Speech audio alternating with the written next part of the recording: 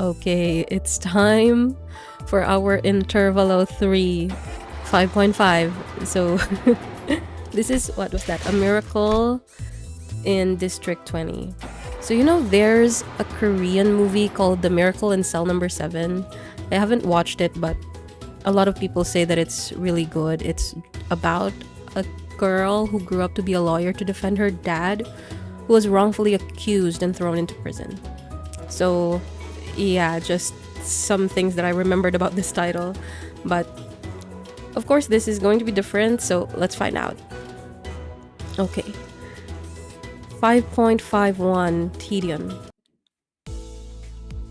As our voyage on the Great Lake extends, the list of things to keep the sinners entertained grows ever smaller.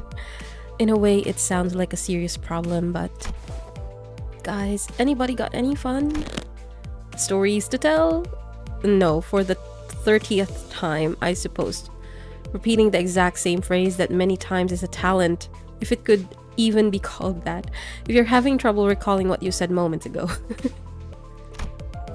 She has repeated that phrase 28 times to be precise. At 30, I was planning to verify if she had suffered any damages to her occipital region. I get it. I'm just that bored, Kay. There's nothing to do anymore. I'm tired of playing the same game of backgammon again and again. Ooh. Alright, I remember Rhodia, the gambler. Good. I've got a job for you then. How about you start feeding the seagull on time for once? Somehow it became my responsibility after all of you got tired of taking care of it. The seagull! Only one! Is this the seagull from chapter 5? There's only one and it became our pet, basically. Yeah, we're going to have to let the seagull go once we're out of the Great Lake anyway. Why do you even let yourself get attached to it? Okay. I'm trying to refresh my memory, but when did we get the seagull and decide to keep it? We were like powering Mephistopheles when the engine was off with a cycle. That's where we saw the seagull, but like, why did we have it on board? Like after that, I don't know. Like, I mean, it could just fly on its own, right? Just look at her, the way she looks at you, those woeful, soulful eyes. Your average seagull eyes? Aw, Gregor is so soft. It was abundantly clear that the sinners were starting to slowly expire from sheer boredom. Well, it's not really a problem that has a solution, and I had zero interesting stories to tell, considering that I'm an amnesiac, so... Well, I mean, yeah, everybody can get bored from time to time, but like, it hits even harder when you're neurodivergent. All I could do was sit there and watch the sinners suffer. Putting them through the daily trials of the mirror dungeons wasn't the most exciting activity either. Speaking of which, Heathcliff appears to be the one least affected by this mess. Well, not that he was calm and aloof, that is. I'd say he is anxious.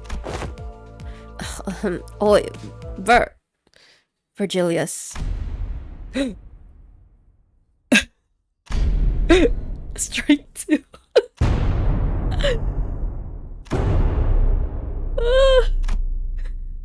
That sound effect. A frosty silence descended upon the sinners. And the source of that frost was the inexplicable event that played out before their eyes. Oh, Heathcliff, have you gone insane? Did you finally snap? This must be the side effect of the consultations. Maybe we can call this sense of self-preservation loss syndrome or something like that. Heathcliff, shut your traps. I ain't mad. And my sense of self-preservation is just fine. Impressive, Heathcliff. I rarely found myself surprised in the series of misadventures so far, but this one is one of those rare occasions. Speak, what is your business? It's the, our next destination is T-Corp, innit? Do you really need me to answer that? You know. You know what I'm talking about. Patience, Heathcliff. Though that seems to be a virtue that most of you lack. If everything goes according to the flow, you'll make it to your appointment on time. Since I had no context for any of that, all I could do was sit here and watch as Heathcliff scratched the back of his head. I'm still out of the loop, but Heathcliff must be really anxious about something if he's willing to talk to Virgilius first. And after all that... That's not... What else could possibly be more important than the appointment? Wait. Heathcliff turned around to face us. Oi, any of you. Got any history with T-Corp? Show of hands now. Well, we had Yisang, right? But...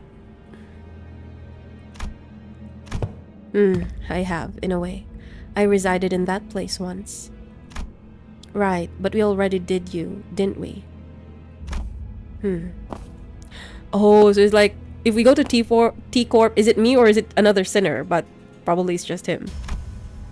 Then, yeah, soon it'll be. But we're still in the middle of this mad lake. Oi, Clockhead, what's today's date? How would I know? I'm not a calendar. Huh? Can't you tell the date? You've got a clock for a head. Huh. But clocks and calendars are completely different things. Heath. That was your 30th sigh today. Is it 30th? They keep saying 30th. Why? Keep doing that and you might just huff and puff our boat to pieces. Tell us, Heathcliff. Your turn's coming up, isn't it? And whatever it is that awaits you there, you're going to have to prepare yourself for it. Yeah, I suppose. There's no use hiding it anymore. After some time. Right, so to summarize, Heathcliff's starting to feel like his turn's coming up now that Ishmael's had her time in the ringer. And he's got good reason to believe that because Virgilius handed him something in their last consultation that affirmed his suspicions. What did he hand? And according to that something, he'll need some fancy clothes and whatnot to refine his looks before we get to T-Corp. Is it because Catherine's family's rich? Is there a ball? Oh my god. But since we're still so far from escaping the lake, you're starting to feel restless. Is that right? Right on. So... yeah, so there's not much you can do about that before we hit solid ground, is there? Okay, is it an invitation? Like, Virgilius gave him something. Maybe it's an invitation. Oh, come on, Heath. That's it? I can definitely help you with that as soon as we find land, okay? We don't even know how far away from land we are. Dante, we have reached the end of the scheduled work period for the sinners. Oh, yeah. I hereby confirm today's close of business for the sinners. I reflexively said my usual routine piece as the light alarm played. Man, that wasn't even a big deal then. Ugh. I was hoping to see an act of dramatic bloodshed for once. Well, at least he wasn't trying to stir up some trouble for once. The sinners each got up from their seats, yawned and stretched, and one by one disappeared into the back door. Oi, Clockhead, didn't know they knocked your wits off along with your head. Sorry. But Gregor isn't completely wrong, is he? Can't you even mince words at this point? Ugh. Virgilius and Karen also walked into the back door, mocking grins on their faces. And I was left alone in the ship's cabin, standing awkwardly next to severely crestfallen Heathcliff. Wait. There was another. Sir Heathcliff! Huh? What are you doing out here, girl? Run along. Run along, you. Go gush about the high and mighty fixers of T-Corp or something. I shall have plenty of time for that later. Yet thou shalt do well to treat me well, Sir Heathcliff. What, you little... Ooh! Allow me to finish. Manager Esquire, Sir Heathcliff, come hither. Hush, hush. Don Quixote wore a confident smile. She slowly, gingerly walked over to presently and temporarily vacant Karen's seat and whispered ever so silently to us. Forsooth, I have to find it splendid.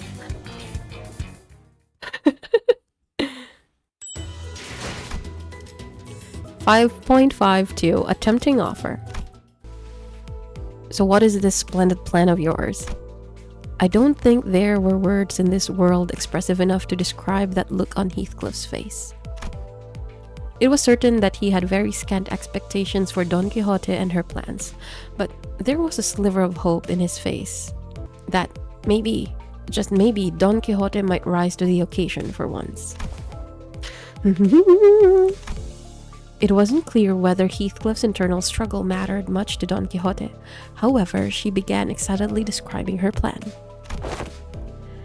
Didst thou, Sir Heathcliff, ever hear tale of the ancient and legendary fixer of Deviot Association, the Red Sack? The Red what? Like Virgilius? It is said that the legendary Red Sack carried out his deliveries no matter how terrible the terrain or how arduous the journey to all corners of the city. And with him was his sidekick, Reindeer Man. Santa Claus.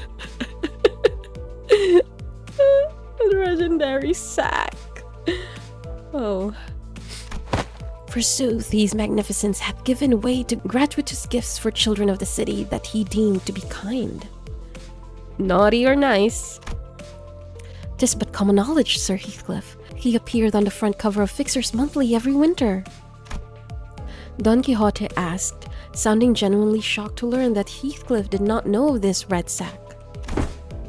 What makes you think I'd ever read rags like that? Why, to thee, rags, thou sayest? Manager Esquire, surely thou hast heard of this magnificent publication. I'm amnesiac. I knocked on my ticking clock head. I didn't really feel the need to spell it out for her. So none of thee has subscribed to it then. Mine words fell on deaf ears. Anyhow, what matters to thee, Sir Heathcliff, is that thou endeavored to make thyself more presentable than anyone else for this occasion, is it not? Finally getting to the point, go on. Marry, good sir, a costume most befitting that occasion would be those of the Red Sack and his sidekick, Reindeer Man. This isn't going to end well, is it?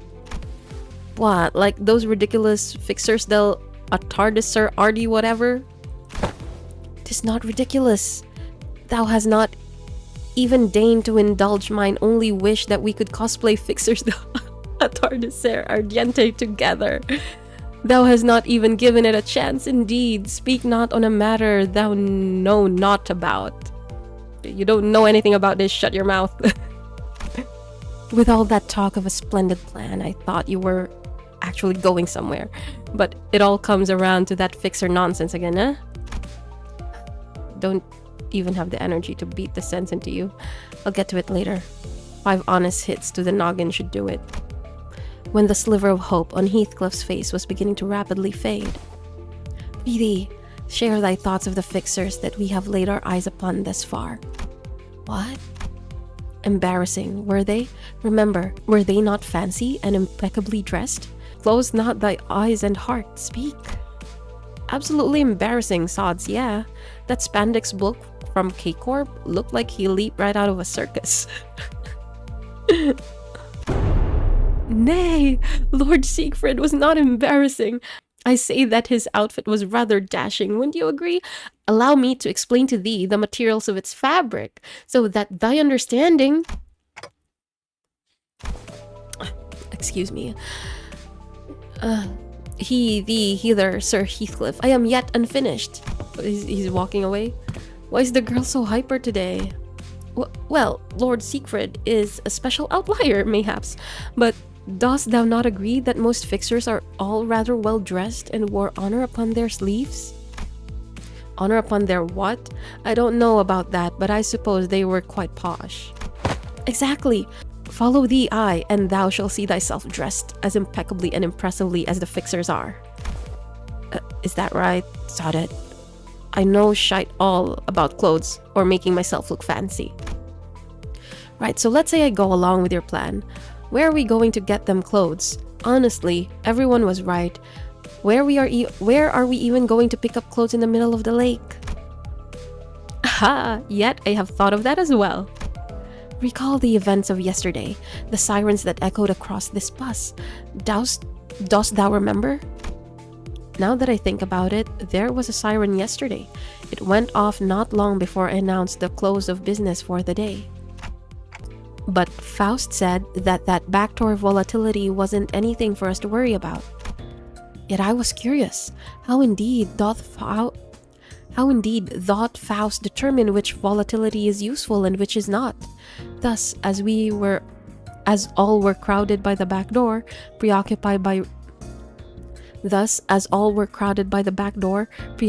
with returning to their respective quarters, I have secretly and stealthily availed myself the chance to take a glance at the screen. Oh.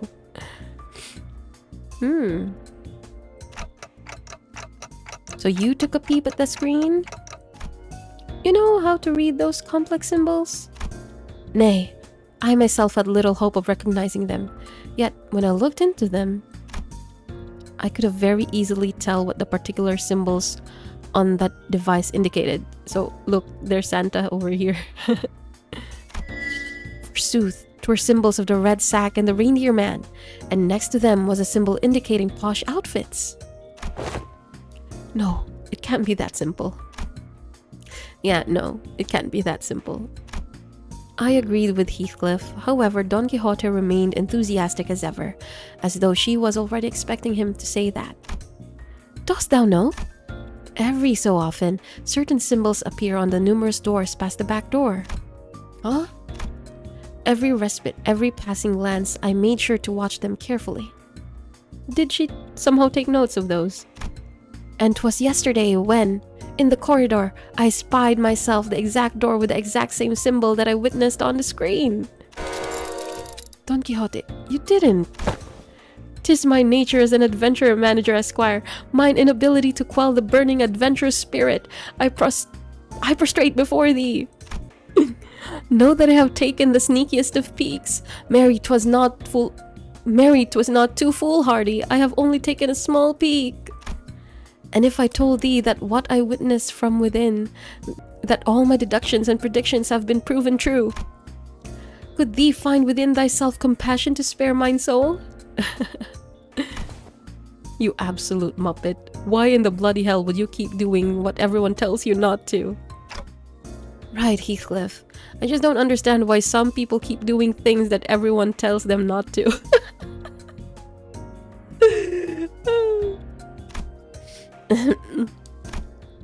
I remember when Heathcliff ignored all warnings and went into the restricted areas past the area of the corridor that we're allowed to use. Yeah, when he fell.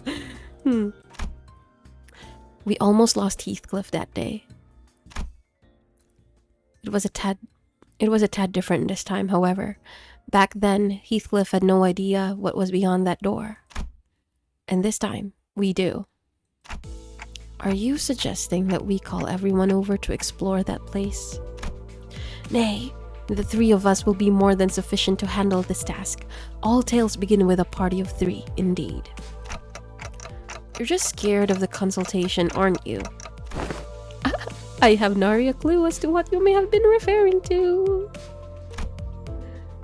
The answer to this predicament was right there. Tell them that it's too dangerous and show them back to their respective rooms to rest up for tomorrow. Manager Esquire, that zone, indeed.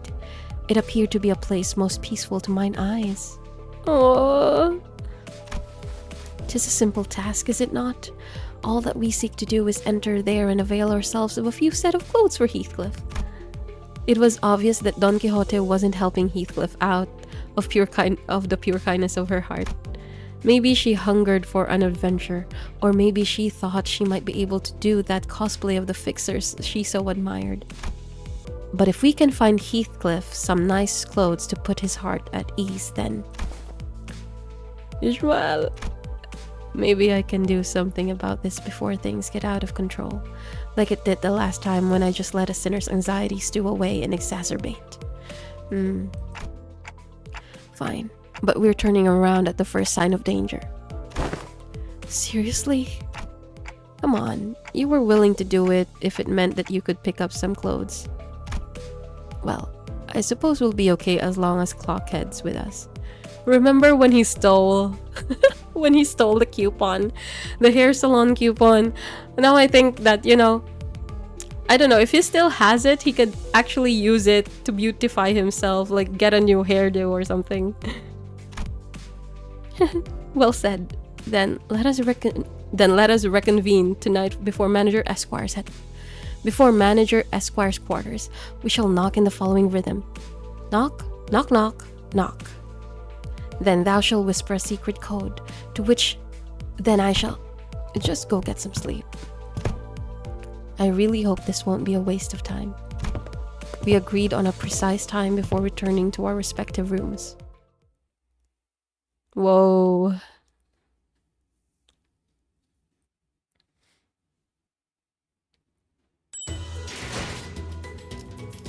This is getting exciting.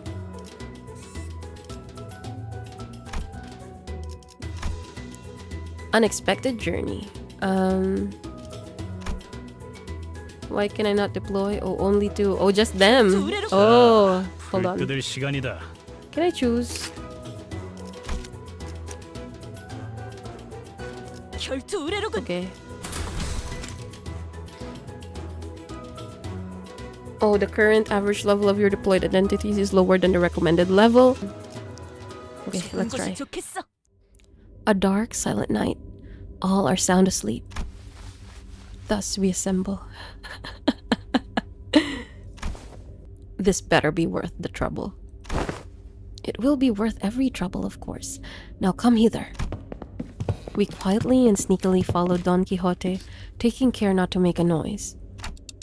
Are we really crossing this line? Bloody hell, lass. Don't you know what happened the last time I crossed it? Alas, it will be different this time. All we must do is follow the corridor immediately to the right of this delineation and open the door here. So there are the symbols she was talking about. Past the door, through the window, the symbols Don Quixote mentioned shimmered.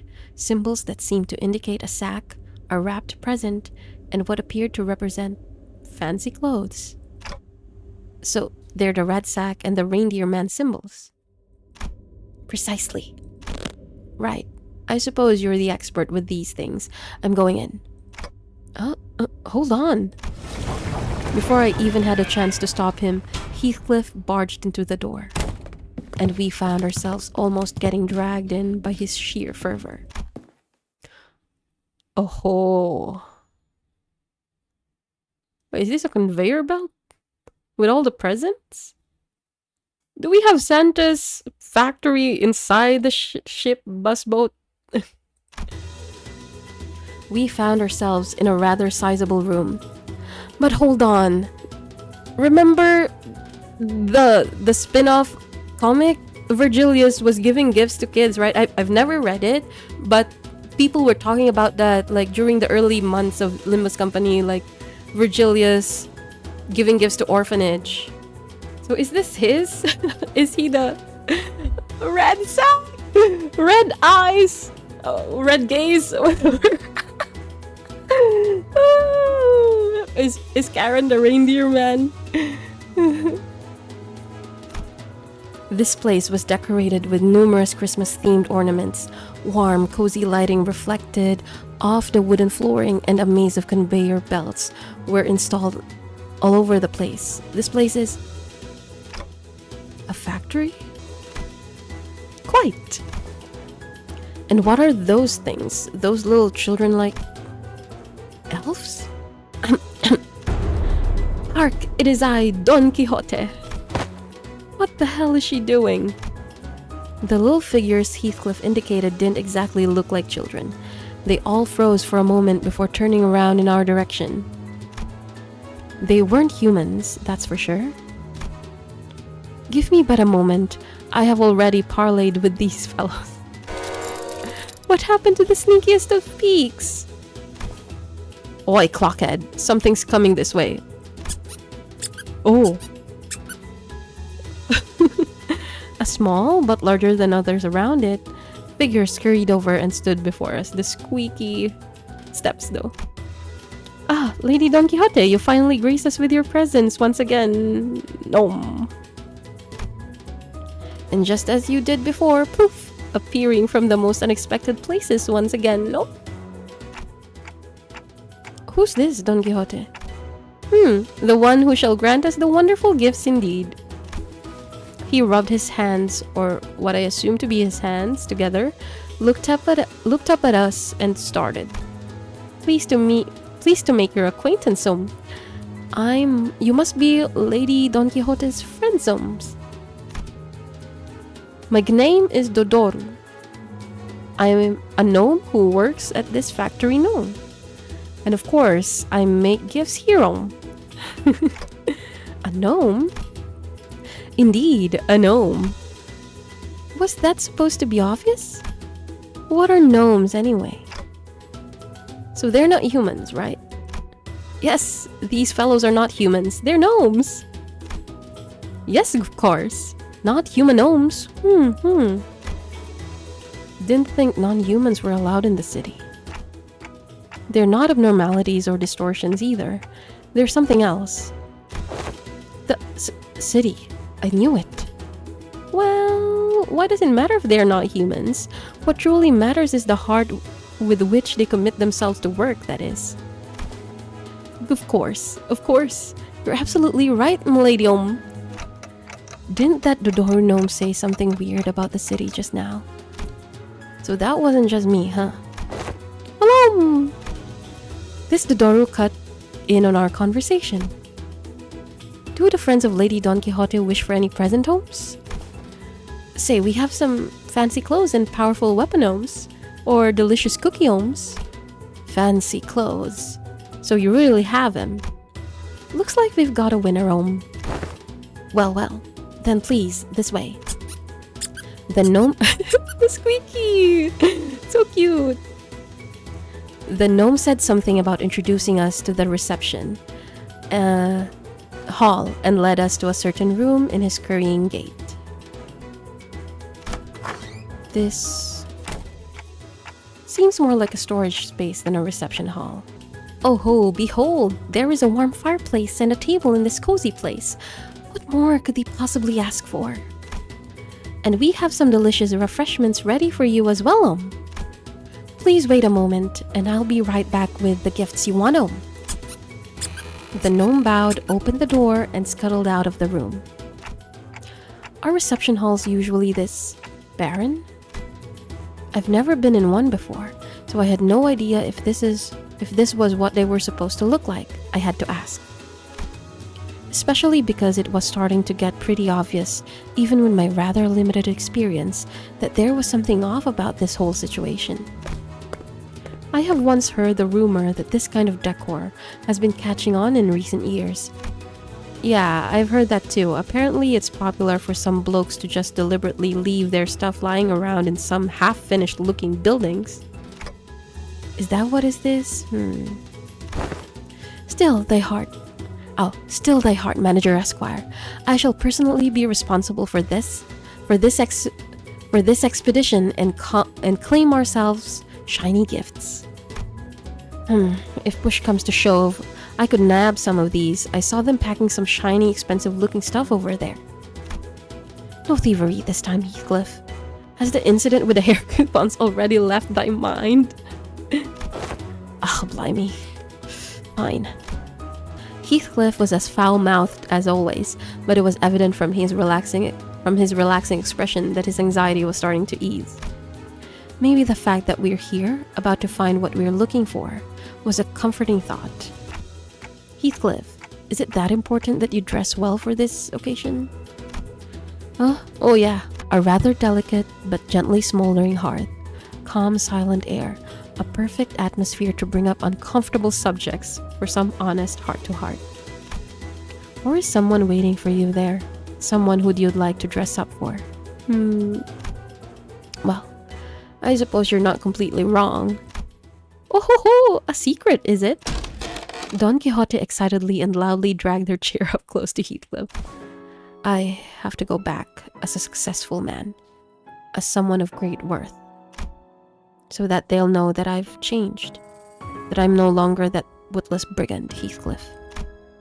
That's why I have to dress up posh when I return, to appear like a man of quality.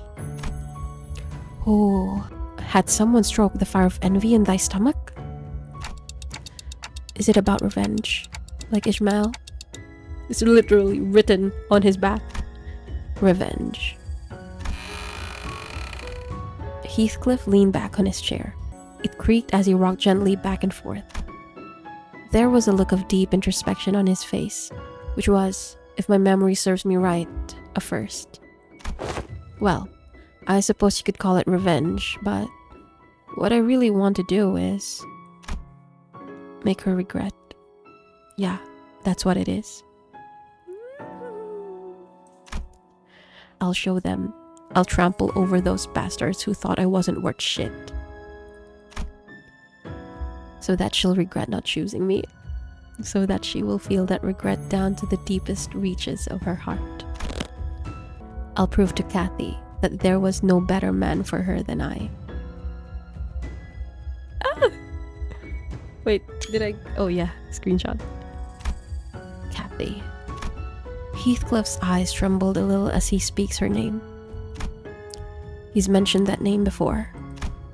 His eyes trembled then too. This Kathy must be someone pretty important to you. Of course, bloody important. So, what happened between the two of you? Between you and Kathy? Catherine, to be exact, and I call her Kathy. It's a long and complicated story. Allow mine intuition to speak for thee. This Kathy must be thy lover, is she not? Wait, is that what she is to you? Huh? No, it's nothing like that. Oh, okay, maybe a little bit. He's stuttering like Sinclair on a bad day. While his disposition was as brusque as always, I could clearly see that he couldn't stop himself from smiling from a mere mention of her name, and that gave me more than enough answers. Every sinner had a reason for joining Limbus Company, so maybe Heathcliff joined Limbus Company for this Kathy person. Makes me wonder what kind of a person she might be, though. Someone that special, that precious to Heathcliff. Don't be so overdramatic. That ain't me. Now, I do this not out of my obligations as the manager, but I'm starting to think that I want to help you out, so that you could be the best man you can be for her. Indeed, we shall all be people of quality. Thunk. I heard a door open in that very moment. It wasn't the reception hall door. That wasn't made of wood, and it wouldn't make a sound that I just heard. This sound came from over there, away from us, from a dark corner of the room. Chains. Then we hear the sounds of metal scraping against wood. It was accompanied by a howling blizzard. So those were sleigh marks, huh? But does it look like a body sack? Body sack. A huge sleigh made its way across the wooden floor. On the marks that were already on the floorboards, it was flanked by several gnomes. The sleigh was red, and the sacks on it were either black or red. But they were all littered with flesh and blood.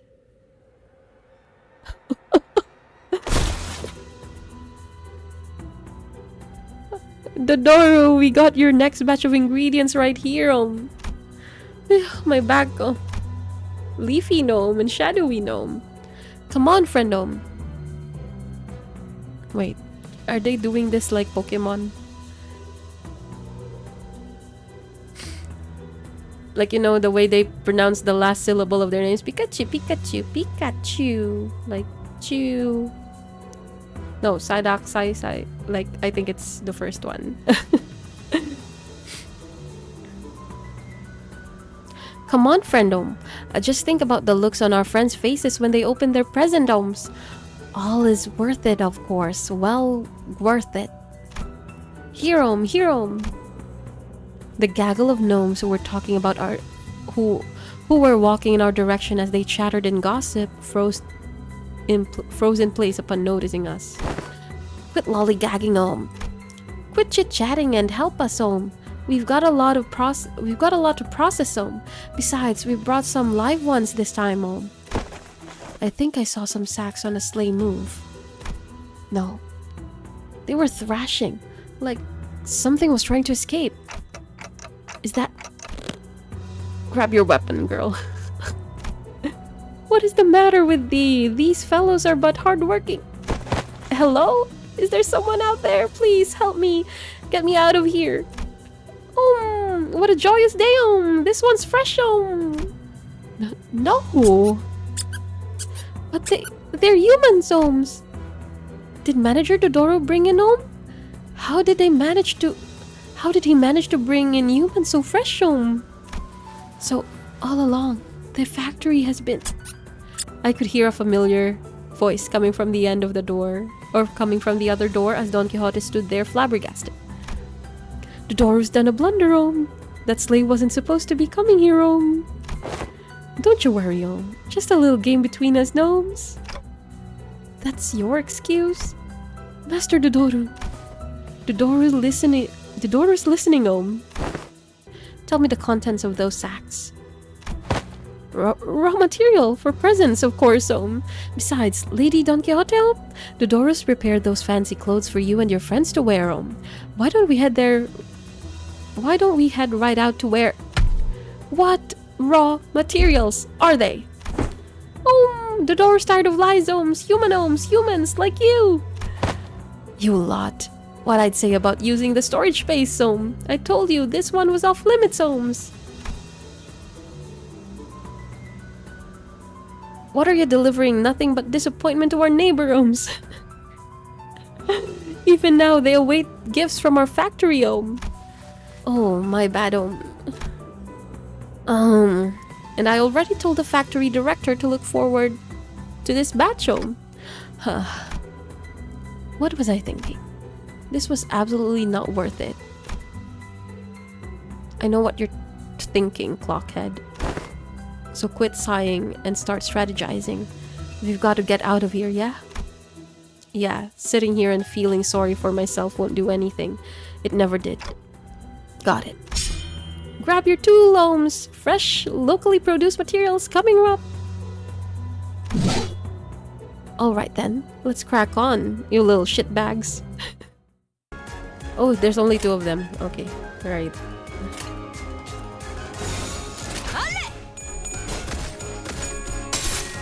어디? 알레! 걱정 마시. Wait, I'm dying! What the hell?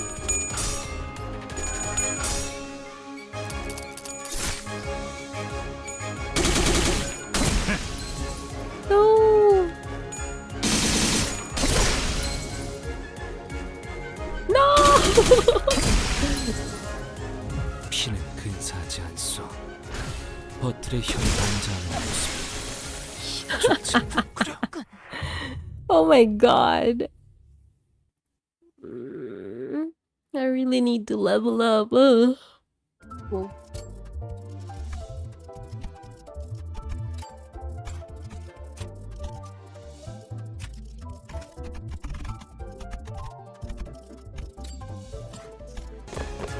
What? There's more. Oh my god. Oh, this is the... No, Heathcliff is dead.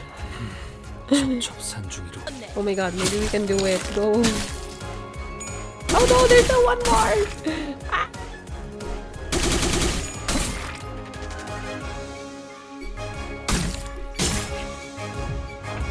Dang it.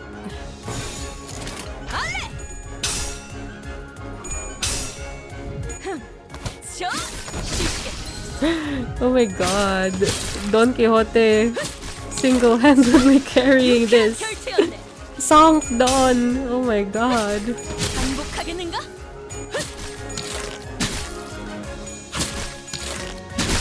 유쾌한 결투였네. Amazing. These were some fierce sods. The fault lies with me. The light of confidence had completely faded from Don Quixote's face, so did her enthusiastic voice. No, I should have thought this plan through. Well, if we were to find someone to blame, the biggest fault would lie with me, the manager. Maybe I should have turned around the moment I sensed something was off. Alas.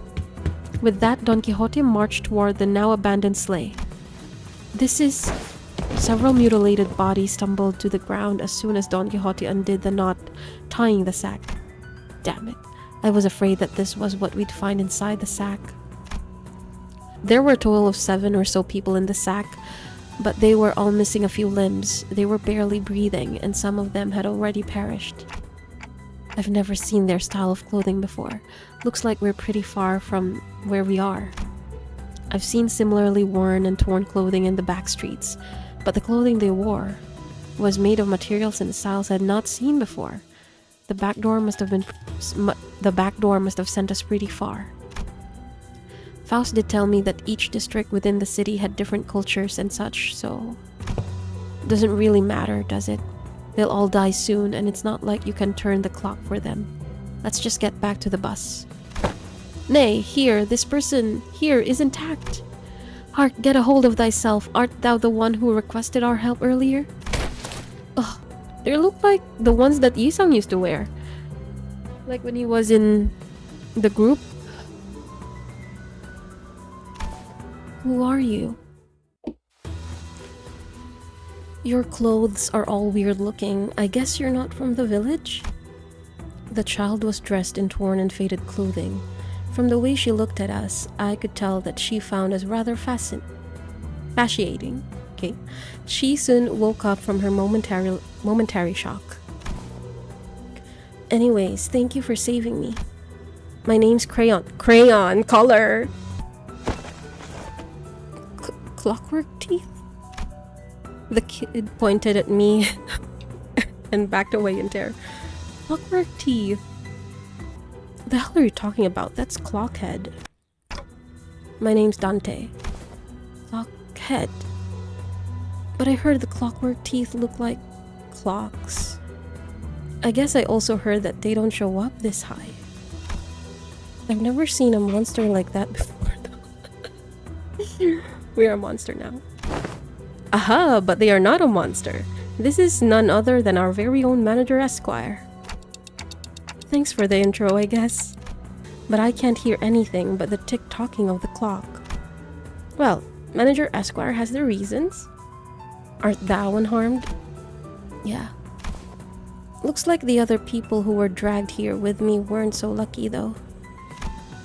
The child looks at the mutilated corpses with a despondent look on her face. Don Quixote casts a sympathetic gaze. So they were all neighbors from thy village. Yeah, but our village will soon send the hunters to save us. Gregor Hunter. Oh no, not Gregor. Like Heathcliff Hunter, I got him when I pulled before I played this. As long as they can get here, they can. Hunters? I wasn't sure what exactly she was talking about, so I was about to ask her what she meant. But this reception hall, storage room, suddenly began to fill with gas of unknown origin. What's this now? Oh, quick, hold thy breathing. Oh, an odd plume of gas, its hue red and green, begins to fill the room. This gas, it's the same gas from when I was kidnapped. The 3 of them, including Crayon, passed out in a slump to the floor. No, we don't have a nose. Yeah, something like this has happened before when we walked right into a room full of toxic gas, which killed everyone. Yeah, it was chapter 1, I think, with Yuri and, yeah. Looks like this gas only knocked them out, though. That's a relief at least. Guess I should consider myself lucky that my clock head isn't affected by these things. I gotta hide. They have gas masks now too. As soon as I hid myself in a corner, a crowd of gnomes rushed through the same door Dodoru came in from. Gas masks. So they used sleeping gas on us. Is that all that's left of Manager Dodoru? All that taco snag and 3 top-notch raw materials. And now look at him, a pile of meat, 1 2 3 all accounted for, I suppose, They're all fast asleep with the sleepy powder, so don't you all worry yourselves about harming the good homes. Well, let's move the good homes. Do they mean good as in perfect condition? They picked up Don Quixote, Heathcliff, and Crayon one by one and loaded them onto the sleigh. With that, they left, closing the door behind them. And through it all, I couldn't do anything but watch. Right. Looks like this is my time to shine. I'll rescue the 3 of them. No way, I should have listened when Ishmael offered to teach me self-defense. What do I do? This harsh truth dawns on me every time we face total annihilation. The truth that, on my own, I am completely useless. If they were with us, I could at least bring them back, but none of the sinners are here with me. What good am I without them? It's a miracle that I managed to survive this far. Miracle? What miracle? Come on, get a hold of yourself. It's Ishi! Great, now I'm hearing things. You're not hearing things, Manager. We're really here. Do you even know what a mess it was up there when we realized that the 3 of you just vanished into thin air? I bottled up and looked toward the voice. I bolted up and looked toward the voice. There, I saw another door. Otis is here too. Everyone's here! And from it, the rest of the sinners appeared one by one. Guys. Oh boy, looks like I forgot about that slightly spoiled ingredient. I will inquire about this incident later, Dante.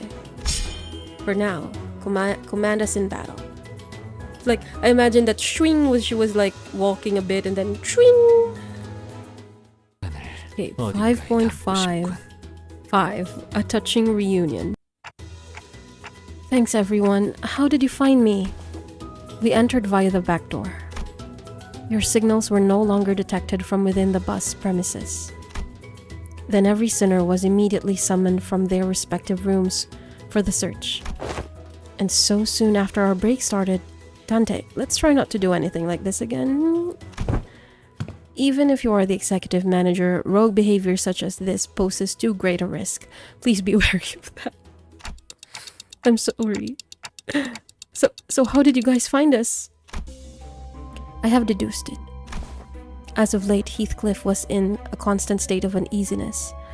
Considering the nature of our circumstances, I conjectured that there was aught that he had to do before our arrival at T-Court. On the day in which the backdoor volatility siren echoed, Don Quixote made a relatively delayed return to the back door. And, come the next day, she requested from me and Miss Faust an encyclopedia of common symbols used in the city. Yes, so Faust lent her a few volumes. Ever since receiving the volumes, Miss Don Quixote sat next to me and perused the pages with a rather enthusiastic expression on her countenance, although I could not converse with her on account of my conditions. Your seasickness. I do recollect that the following words were repeatedly uttered: cosplay, costumes, sack. In summation, I surmised that Miss Don Quixote witnessed a series of symbols that caught her attention when the siren blared. And Faust was aware of the door on which those symbols were drawn. Based on that information, the sinners were able to find their way here. We engaged... You know what? Put Ishmael here too. We engaged several entities of the corridor on our path to this door. Good thing we only ran into weaklings, though. An irreversible death of a sinner could have occurred in the process. Do you understand? Engaging hostile forces in your absence carries an exceedingly high level of risk. We could have been lost forever in some corner of the corridors as bodies, never to be revived nor retrieved. Please comprehend the weight of your responsibilities and the risks your independent action carries. You must survive, Executive Manager, no matter what. Do I make myself clear? Yes, ma'am. I've never seen Otis look at me like that. Her gaze was cold and ruthless. Your survival was a lucky coincidence, Dante. The sequence of those symbols are not supposed to be interpreted in such a haphazard manner. I'm really sorry. I don't know what else to say. I believe... the change of music. I believe that is enough, but... N-D-Q. Not Don Quixote?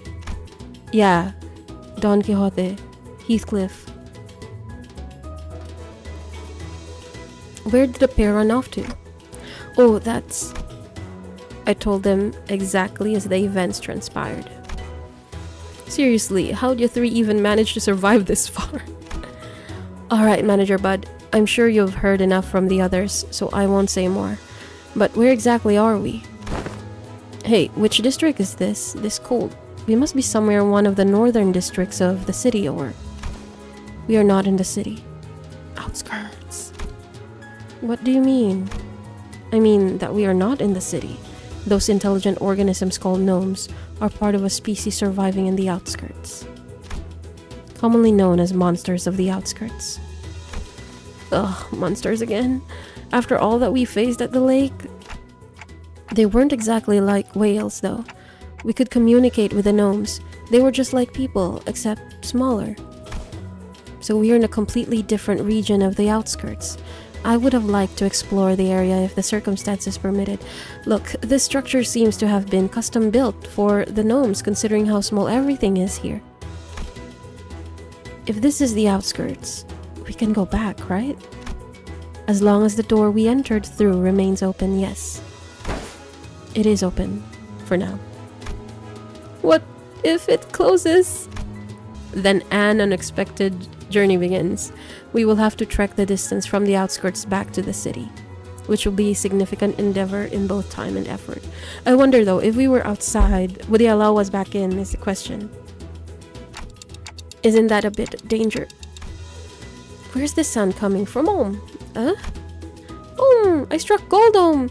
Get your tools, Om! Sinclair, I saw you. Dante, come hither, to the back of the line. The door slammed open and gnomes began flooding into the room. We prepared ourselves for battle. I can see their similarities with humans, but they certainly aren't humans. Except for their odd verbal quirk, these monsters are impressively communicative. I don't even know if they should be categorized as monsters. The definition is often arbitrary. Some may call them monsters, yet others may call them members of a different sentient race. I appreciate your analyses, but we should probably get moving. We still don't know where Heathcliff and Don Quixote are. You always say the right things at the right time, Executive Manager. Exploring the outskirts area will carry higher risks than our usual operation grounds. To ensure the manager's safety, we must first establish a more structured plan. Oh. She just kicked the door open. Well, I'd say the easiest answer would be to leave the two of them, but the easiest path isn't always the right one. Ishmael kicked open the door, and the gnomes rushed in form. Come on, let's go. We'll protect the manager and save Heathcliff and Don Quixote. 5.58 for whom the gnomes pack. Like for whom the bells toll. So we're going to find out the mastermind, I guess, for whom the gnomes pack. So now that I have some time to look around here, this facility appears to be a gift factory. I see, so there are factories like these that produce gifts. Christmas decorations everywhere. There's still some time until Christmas though. Sinclair looked to the ground with a somber expression. Yeah, that was the time. I didn't need to ask to know how he was feeling. I wonder if monsters exchange gifts with each other. I want this. They didn't seem like the monster, the most hospitable sort. There's a possibility that they may be contractors to one of the wings in the city. I wanted to say no chance, but the city and the wings that we've experienced so far were... Yeah, I can see that. Yeah, there was a non-zero chance of that being the case. After spending some time battling gnomes and trashing the gift factory, we soon realized that the gifts the conveyor belts were moving weren't your average gifts. Is that a foot? Is that a sign with a drawing of a foot? What's that doing there? This one is adorned with a depiction of an eyeball. Look at him. These gifts appear to be made from materials that do not normally go in building these items. Their shapes are of teddy bears, crayon boxes, toy trains, but they have an abnormally high concentration of protein and phosphorus. However, the decorations and the lights are made of proper materials. They must have salvaged the waste expelled from the city. It's obvious. GMFH. Gifts made from humans. More stuff made from human sacrifice? I guess the outskirts isn't so different from the city, huh? What's really concerning is, who are these gifts for? Who in their right mind would want anything like these? Who knows? Rich folks with screwed up perversions? Maybe that's who they're for. True. So... if they're making gifts out of people, Heathcliff and Don Quixote, will the gnomes turn them into gifts too? I do recall them saying something about locally produced materials. Then we must move with haste. I have discovered a location with a high probability of their presence, presuming that they haven't been turned into gifts yet. After a long silence, Merso spoke up. He pointed in the direction. There, the placard says Gift Assembly. Thank you, Merso. I think I'm hearing some odd noises from in there. A rather high-pitched SOS. It's always a good indicator of wonderful happenings. Can you not giggle about sounds of screaming, please? I am familiar with this tone. The decibel range of this screaming is an exact match with Don Quixote's. Wait, we have yet to conduct a threat assessment of the combat area. That area appears to be a closed-off space, which means... Otis, were Heathcliff with us, he would have said as such. Said what? I think I know. How bloody frustrating. Quit whining, pick up your tools and get cracking. That was pretty close. Ishmael soon blasted the door open with a powerful kick. Meanwhile... Ah! Where the bloody hell are we? Why am I tied up?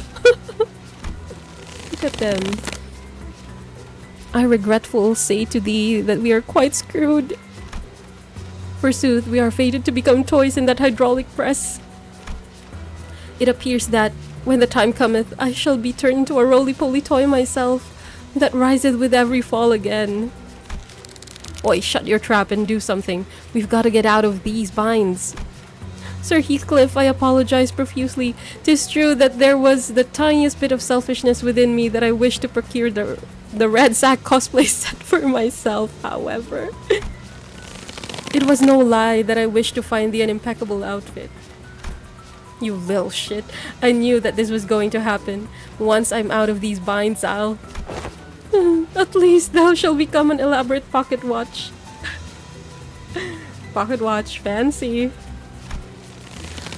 Damn clocks again. I think they're going to turn me into a box of color pencils. 24 vibrant natural colors or so it says. We've not seen living raw materials in a while, but they're a bit loud, Can you see if my ears are bleeding, the more they scream, the happier our recipients will be, Then let's get cutting, Heathcliff, Don Quixote, What a relief! They've not been turned into gifts yet! Quite cozy in here. Everyone! Oh. We're here for you, Heathcliff. Clockhead. Damn it, didn't think I'd ever be this glad to see your mug. Looks like we got in here in the nick of time. Heathcliff was about to be shoved into the gift-making hydraulic machine press. I have linear straps. Descend. Oh, that's nice.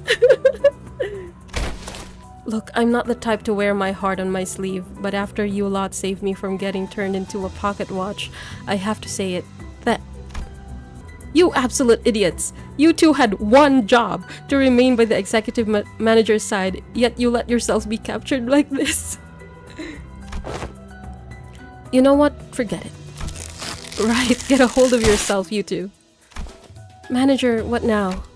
Well, we've got to trash this place. Come on, get ready to wear your identities. After we defeated the horde of gnomes, Don Quixote and Heathcliff fell to their knees before everyone.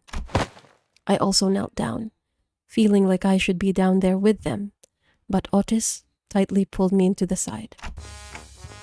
I feel bad for those two.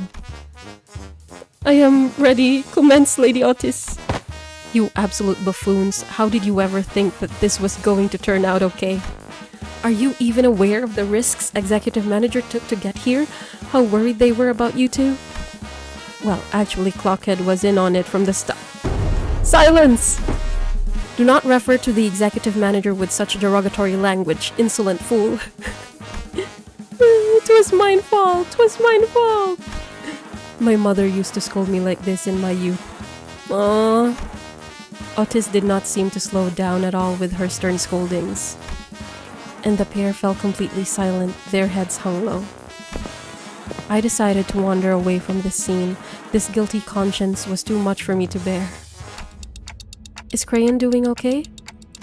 Yes, she merely lost her consciousness from excess psychological shock.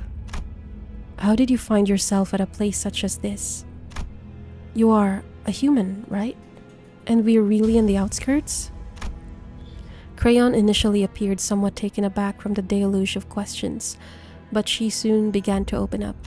So, you're really from the city? I'm from Cloud Town. It's a village on the north side of the outskirts. Oh, okay. So not T-Corp, because her name was Crayon. Are there a lot of monsters like those gnomes out there that can speak? Yeah, there are many more monsters out here other than the gnomes. I've seen quite a few of them myself, but the village elders told me about the rest. Our village was built to keep the monsters out, to keep us safe. If this didn't happen, we'd all be preparing dinner back at the village by now. So they raided your village. Yeah, and they attacked us when the hunters were gone, so... We normally don't get raided by them around this time of year, so I thought we were safe, but they suddenly attacked us, rushing in on their sleighs. Some of us tried to fight, but we didn't stand a chance, and everyone that they killed got shoved into the sacks on that sleigh. I passed out from fright, and they thought I was dead too. I got shoved into the sacks like the rest of the villagers. Oh, we forced you to talk about something that couldn't have been easy to go through. I'm sorry. No, it's okay. Can I ask things too? Anything. Is it right that crayon boxes in the city have 48 different colors? And that they have gold and silver colored crayons too? Probably. And there's just people in the city, right? No monsters like the gnomes that try to kill us, right? Darling, humans are the monsters. It's kind of hard to answer that, actually. Sometimes I'd climb a high hill to look at the city. I always saw pretty colorful lights from up there. So colorful that I don't have enough colors in my crayon box to draw them all. I wish I could live in the city. If I lived there, I'd never have to worry about getting attacked by monsters. I could live happily with all my neighbors. Aww. You've really never been to the city, huh? SSE. I'm sorry? Same story everywhere. Doesn't matter where you are, death always stalks us. Whoa, that was so cool. Can you say that again? Huh? That was cool? Oh, did you guys see anyone else nearby? By any chance? I don't think we ran into any other humans out here. So just before the conversation goes like far from what we were reading. So, you know those crayons? Like, I think this was such a status symbol back when I was in elementary school. Like, you know, if you had a full set of crayons, you were like so cool, like the cool kid. And some people or some students would even have those really huge briefcase looking color, like, yeah, or organizers, right? So you have like 96 crayons, or you have like a whole briefcase when you open it like a laptop, and there's all different kinds of art materials like pastels, colors, colored pencils, crayons, and even sometimes paint or watercolor. So yeah, when you had it, you were like the big boss. So yeah, you know, when I was growing up, I never had that. I never had a full set of crayons. I remember one time, this is just a story time, I got a -5 on my exam because I didn't have a box of crayons. Like, in our generation, like, one of the coolest things you could own were crayons. No, but he has to be here to save us. The hunter? Oh, it's talking about the hunter, right? Who do you mean? The best hunter of Cloudtown. If he was at the village, the gnomes wouldn't have... It appears that in the outskirts, there are hunters who specialize in hunting monsters, akin to whalers of the Great Lake, that is. But wait. So if they're kidnapping and killing humans for these gifts, who are these gifts for? Hello, Santa. Of course, the gifts are for our poor and kind neighbors who do not cry. Executive Manager, retreat! Oh, nice. I don't know when it happened, but a large shadow was looming over us. Ugh, what is that thing? I'm Santata, bringer of gifts to our neighbors. Ho ho ho. The guffling giant, garbed in red, carried a massive sack on his shoulder. It was definitely not a human. Yeah, it's that git. That one's the boss. Lo, the crimson garb. That is the crimson garb that I spoke of. The pair immediately jumped from their knees and began shouting in unison. That's the red sack's outfit? Oi, then he's already... No, not the reindeer man too. Shut it. Cut the useless chatter for once. After silencing the pair with a short, stern command, Otis approached me and spoke in a low voice. Executive Manager, since he appears to be of an intelligent species, I will attempt to parley with it, but we best prepare for battle in case the talks fall through. Yeah, that's a good idea. What do you mean by neighbors? Wings? Clients from the city? But we are denied entry to the city, are we not? Is that big lump of meat a gnome too? I happened to overhear the gnomes during our time in captivity. They call their master Beer Giant, which I believe is not a gnome. Well, very characteristically human except for the fangs and the ears. A giant? There are really all kinds of monsters out here, huh? Dante, that's not an abnormality, is it? No, that's not an abnormality or a distortion. I'd say it's closer to the whales. Do you yearn for gifts too? Yet your kind already owns all there is to own. We and our neighbors in the outskirts wish so dearly for that very day, the only day we are allowed joy and comfort in human gifts. I see. You produce toys out of humans and give them to those who harbor hatred for humans. Out of pure goodness of your heart. Here where all those who have been marginalized and exiled by humans gather and wallow. We pour our infinite hatred and care into packaging these gifts. Quite the verbose way of saying I refuse to negotiate. Why don't you come here and join us? Become joy to those who need it. 직접 타도하죠. 이 전투는 승리할 거예요.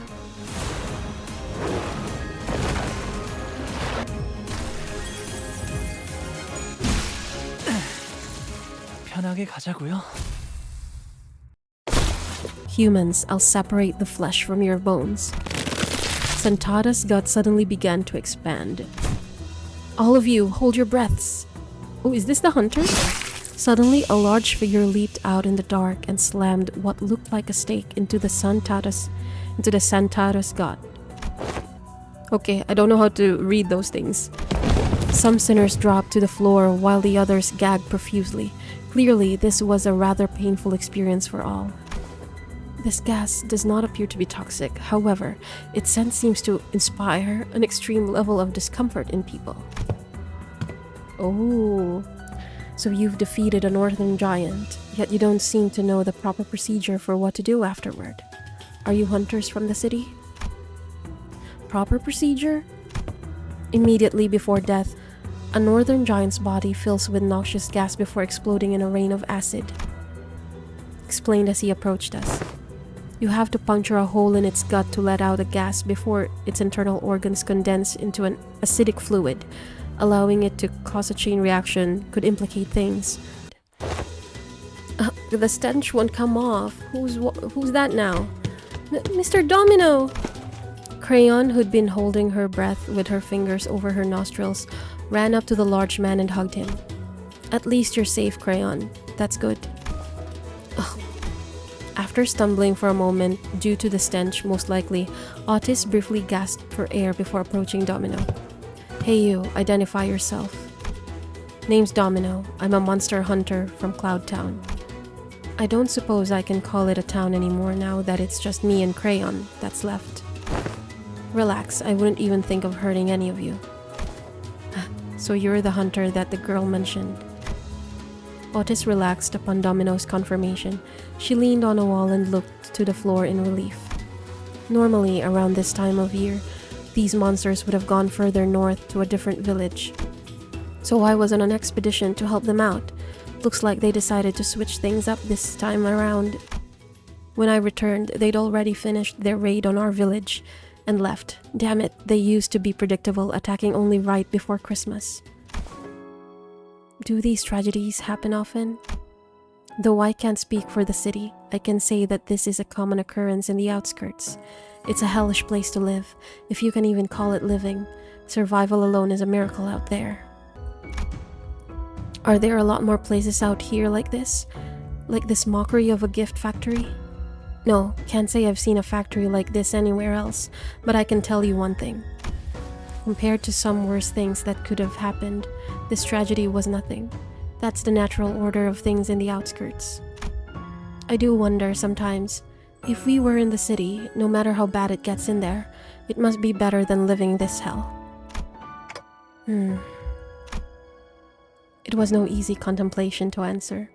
The outskirts must be a hellish place to live, if that's what he's told me, if what he's told me is anything to go by, but the city they admire so much isn't such a warm place itself, from what I've seen in my journey so far at least. Aha, then accompany us back to the city. We were on our... Don Quixote stopped herself, realizing that every other sinner was giving her a look of disapproval. Thank you for your kind words, at least. I wish it were that easy. If I could at least let this child enter the city somehow, just like that. But the city has no place to spare for this child, not even a small corner of it. Even if you were to somehow make it past the city's walls, there are countless variations of paperwork and procedure you must overcome before you can live the kind of life you desire. And what would people like us even do with such paperwork? And where would we find them out here? We've not studied or worked to find a job in the city as some youths of other villages do. Mister. There was an uncomfortable silence. Domino cleared his throat and continued. I must still extend my gratitude for keeping the girl safe until my arrival. I know a good way to extend your gratitude. Maybe you can extend us a nice pouch of shiny and jangling bag of... Rhodion's eyes were twinkling. The lingering stench made it difficult for her to speak, but she was determined to make her point. Something shiny and jangling? Sure, maybe I can give you a tour of some antique items I keep at home. Precious items salvaged from the locomotive tracks of the outskirts. Not something you'll see every day in the city, I'm sure. Items from the outskirts? That tour alone could be much worth more than just pure cash. Faust, there's still a decent chance that the door we entered through might just shut behind us, right? Indeed. In fact, it is unclear whether the door is still open. I recommend a quick return to the bus now that our two primary objectives have been secured. So she says, if you would permit me to speak my mind, Executive Manager, even if this is not the Great Lake, the outskirts is an extremely perilous place. This curiosity cannot be a reason for us to risk getting stranded in this environment. Looks like you've got to hurry back. Well then, catch. Domino tossed a carved wooden doll in my direction. It does not appear to be anything dangerous. Let us inspect it further after we return. We mustn't dally any longer than we have to. Yeah, good idea. Some sinners had passed out and had to be carried by others. Most could not stop gagging at the stench, but we still made our way back to the door. The door has remained open. We made it back to the safety of Mephistopheles. Wow. So remember when I told you about the movie Miracle in Cell Number 7? So the dad and the girl, right? So kind of now they've become like well, Domino became a guardian of Crayon. So wow, I didn't think that. Yeah, although I wasn't sure that a hunter would come because, you know, all of those things. And I thought like Crayon would be helpless and, you know, wonder just why there was no one there to save her. But I guess, of course, that was a miracle that she was alive, and the fact that Domino came back for her. Sometime later. Boo, Stinky, Karen, evacuate, evacuate. Karen quickly made her escape to the decks. Here is the red Santa that we have, everyone. And Virgilius greeted us in the cabins with a terrifying gaze. Looks like everyone's had quite the adventure. Covered in blood and guts, and with a disgusting stench to boot. Oh, this is... Manager, I can't hear you anyway. So just reply to my query with a nod or shake. Your replies better match up with my expectations, of course. I have but one question. Was it you who made the call? Yes. I hesitated for a moment before nodding affirmatively. I might get reprimanded, or maybe he has worse things in mind for me, but it was I who decided to go along with their plan. This would not have happened without my authorization. Good. Then my question is over. Oh my god. Huh? I will leave it to you to deal with this mess. You may rest afterward, and please do something about this foul stench. It's like, I mean, Dante taking responsibility as the role of the manager, right? Well then. With that, Virgilius disappeared into the back door once again. Huh? That's unexpected. I thought my time had finally come. Be glad. The best consultation is a consultation had not indeed. Alas, behold, one and all. Don't tell me she snuck some things. I don't know when she had the time to pick it up in all that chaos, but Don Quixote managed to haul a huge sack of gifts back to Mephistopheles. And Rhodia. You picked that up from all that mess? I have laid claim upon the evil gnome's trinkets. Now that's some real commitment. What's all that for? Art thou truly aware of mine intentions? 'Tis for adorning our ship with Christmas decorations. Wait, now? But we're still like 3 months away from Christmas. Well, I'm like 25 days away from Christmas. 24. Agreed. Let us not risk peeling old wounds. To lower the morale of our company is... Oh, it's okay. It's been getting better with time, little by little. Yeah, we can all grow beyond it, eventually. Marvelous. Then this appears to be an occasion most fit for a party. Then, what say you? Don't tell me you went through all of that trouble for some party decorations. According to Dante's explanations, this incident was spurred on by Heathcliff's need for an outfit. Heathcliff has been silently brooding in his seat, with his face buried in his palms, out of shame, most likely. Verily, verily, yet that very costume we had sought was worn by none other than that monstrous giant. I don't suppose it would fit Sir Heathcliff anyhow. Forget it. It wasn't the kind of look I was going for anyway. What did I say, Heath? We'll help you out as soon as we land, okay? The outfit's one thing, yeah, but you are speaking of the port ship we sailed past. The port ship on which the hair salon had printed those hair coupons conducts their business. Yeah, that's what I thought earlier. You could just use that. The coupons could not be used as the port ship was not on our charted route. Leave it to me to style your hair. I've done my sister's and younger siblings' hair pretty often. We don't know how long we'll be floating on this damn lake anyway, but besides, I don't even know how to dress myself proper. I was going to attempt the trial and error method. Okay, but can you at least tell us what it is that Virgilius gave you just so that we know what exactly you're so anxious about? I just think it's an invitation. Sod it. After a deep, heavy sigh, Heathcliff produced. Oh, it's a letter! Okay, a letter. So that's the something Virgilius gave you?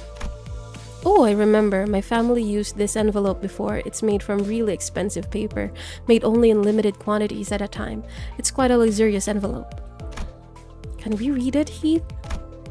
Sure, it's nothing impressive. Then Dante, why don't you read it out loud for the rest of us? Sure. Rhodia handed me the letter. It was written in a beautiful series of cursive handwriting, drawn to an almost calligraphic perfection. I began reading. From Wuthering Heights. We cordially extend you, honored guest, an invitation. 1, 2, 3, 4, 5. What's this here? Somebody colored over this part of the letter. Well, I'll keep reading. Venue, Wuthering Heights, T-Corp, Nest. Should you accept our invitation, please convene at the designated location by 4 in the afternoon on the 24th with this letter on your person. Please honor this occasion with your presence. With great respect. Catherine? Nellie. Wait, who's Nellie? I forgot who's Nellie now. You know, the only two characters that I remember from Wuthering Heights is Catherine and Heathcliff. Oh, and there's a postscript. It's written in a different handwriting from the rest of the letter. P.S. You have to be here, Heath. I'll be waiting. Kathy. Oh! We had no way to tell what kind of occasion it was on account of it being colored over, but... Clearly, the rest of the letter's contents had stroked the fire of passion in Heathcliff's heart once again.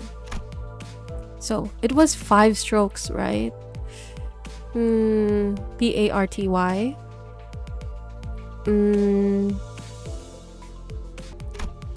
You gotta look fashionable and classy for this Kathy person, right? Well, yeah, but there's more to it than... Shh, quiet now. Now I can clearly see why you were so impatient, Heath. Quote unquote, Heath. Why are you looking at me like that? Oi! I leave it up to you to style his hair, master hairdresser Honglu. I wouldn't call myself a master. Wait, where are you taking me? What in the bloody hell is this grip? Yeah, Rhodia's got quite the grip strength. You won't free yourself from her anytime soon. The two sinners, practically hauling Heathcliff by his arms, disappeared into the back door. Now Heathcliff's fate was sealed. To be a mannequin, to now motivated and unbearably bored Rhodia's various experimentations. I can hang this trinket here and... Don Quixote began humming a song, a carol, perhaps, as she placed the various trinkets around the bus. I just hope it's not Silent Night. I decided to go out to the deck for some air. I leaned on the railing and dug through my pockets. The wooden doll domino the hunter gave me just as we hurriedly left. I held it and felt its texture under my fingers. My eyes looked into the distance toward where the outskirts lie. I thought for a moment about the gnomes, the giant, and the things Domino told me. I suppose there are people with stories in the outskirts too. Stories different from those of the city. Faust approached from behind and stood next to me. I wasn't sure how much of what she said. I wasn't sure of how much what I said she heard. Follow the stars, Dante, star by star. Then you will one day learn. So for now, follow the closest star that shines before your eyes. Yeah. I have to focus on the stories of the city for now. I don't even know who I really am after all.